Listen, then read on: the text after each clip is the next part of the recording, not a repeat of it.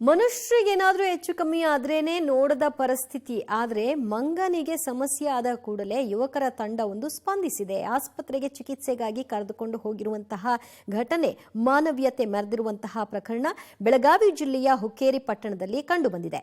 ಮರದಿಂದ ಬಿದ್ದು ಹೆದರಿ ಗಂಭೀರವಾಗಿ ಗಾಯಗೊಂಡಿದ್ದಂತಹ ಕೋತಿಯನ್ನ ಹುಕ್ಕೇರಿ ಪಟ್ಟಣದ ಹೊರವಲಯದ ಬಾಜಾಪುರ ಗ್ರಾಮದ ಯುವಕರು ಹುಕ್ಕೇರಿ ಸರ್ಕಾರಿ ಪಶು ಆಸ್ಪತ್ರೆಗೆ ಕರೆತಂದ್ರು, ಚಿಕಿತ್ಸೆಯನ್ನ ಕೊಡಿಸಿದ್ರು. ಇನ್ನು ವಿಷಯ ತಿಳಿದು ತಕ್ಷಣ ಆಸ್ಪತ್ರೆಗೆ ಆಗಮಿಸಿದಂತಹ ಪಶು ವೈದ್ಯರು ಕೋತಿಗೆ ಚಿಕಿತ್ಸೆಯನ್ನ ಕೊಟ್ಟರು.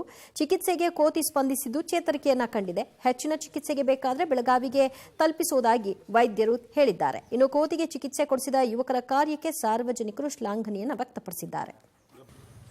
ಒಂದು ಮಂಗ್ಯ ಗಿಡದಿಂದ ಬಿದ್ದ ಮಂಗ್ಯ ಅಂತ ತೆಗೆದುಕೊಂಡು ಬಂದಿದ್ದರು.